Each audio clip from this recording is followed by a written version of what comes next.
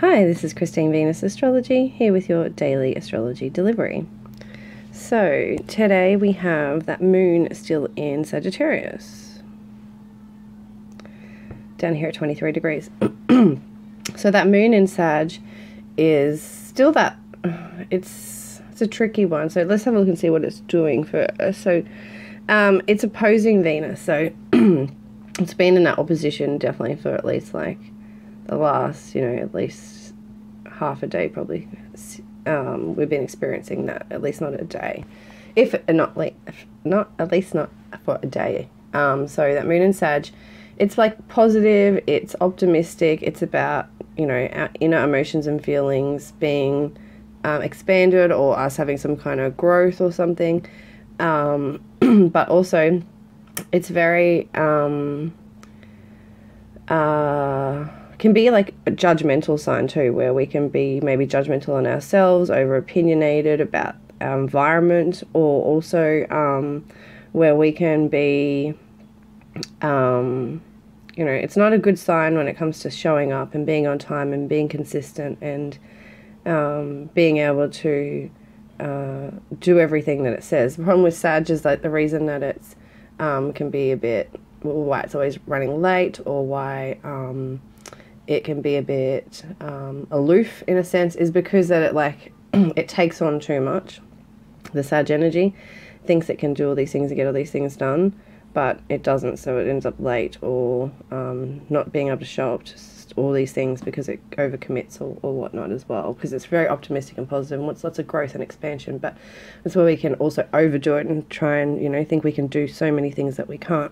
So when it comes to this, it's our values and our money and our relationships, our love, what we love, our pleasures are in an opposition. So where we're wanting to feel that emotional contentment with Sag and have that optimism, that positive, and expansion, that growth, there's an opposition there where it's like, you need to consider what you really value, what's really important, what's the information you have about, your values and relationships, and, the other points of view, the other perspective,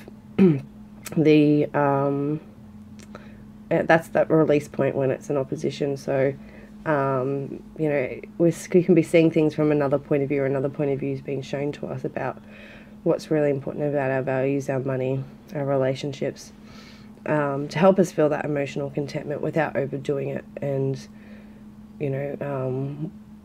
without trying to find that contentment so we don't have restlessness and where we start being opinionated and judgmental and that, because we're not.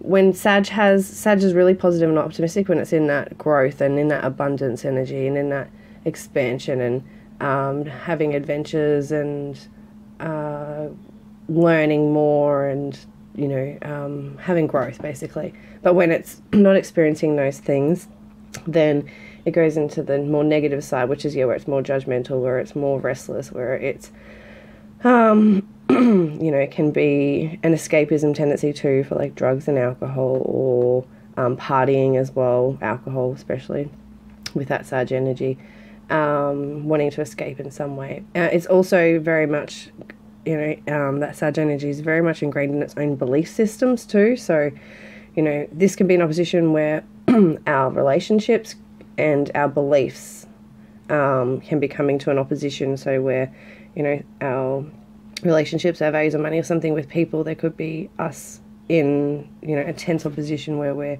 needing to see the other point of view, or the other point of view is being shown to us, or even if we don't like, we do or we don't like it, basically. They're both feminine receptive energies, so it should be something that is, something we need to see basically to help us to gain that emotional contentment and have that pleasure in those relationships, basically have a balance of them both, so that we're feeling good and our relations and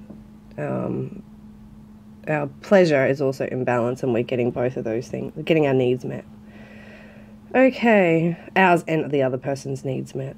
The opposition's the other person. It's always about the other or something else outside or external as well. It's how we're relating to others. Okay, so that opposition is probably the biggest thing there today that's happened, sort of thing. The energy has been building up. But then we have the moon will go through now a sextile with Saturn. It's in that energy now and building up, so throughout the day. And that sextile is something that, yeah, is pleasurable. So with that energy over there with Venus too, it's definitely like, what do we what do we want to commit to with our values and our money and our what pleasure we want, our love and all that. That is for the bigger picture, for the bigger purpose. Like, what do we need to put the hard work and effort into? That will bring rewards and bring that abundance and growth and expansion with other people and with our higher aspirations and with the future. We also have Neptune there too, so there's a square with Neptune, so where we can be, again, that energy can come in where we're feeling really optimistic and positive, but it's we're up against a restriction or a boundary or something in some sense, where we've over-idealized something, or we're not seeing something clearly, and it's stopping us from moving forward. It's creating an obstacle. It's causing us to have to detour another way, or drop something and go another way, or, you know, let go of some it could be a hard lesson around, you know, our just thinking with that Pisces energy too.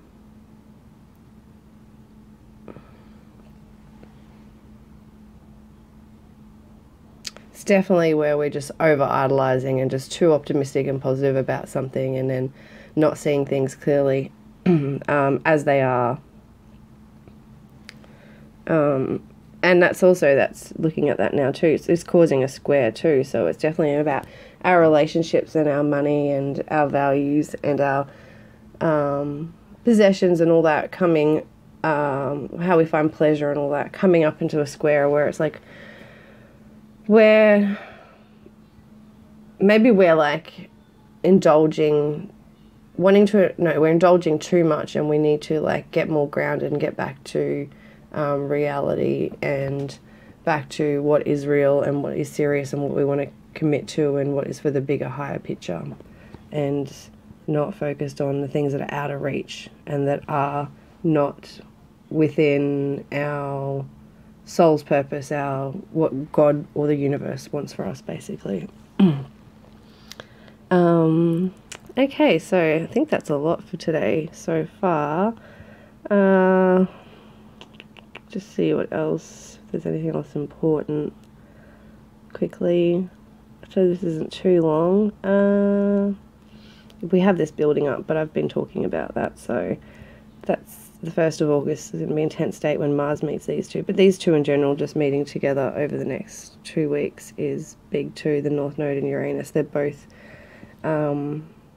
energies that are out of control in a sense, like that just bring things and shake things. And the nodes are here to bring destined and fated things and to move us forward. But it's definitely about a release and letting go as well, so it can be harsh and feel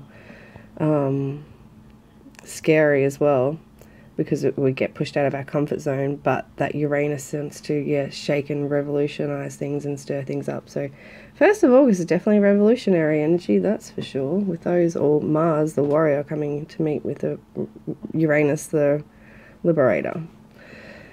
So yeah, that's the energy for today. I'll leave it at that.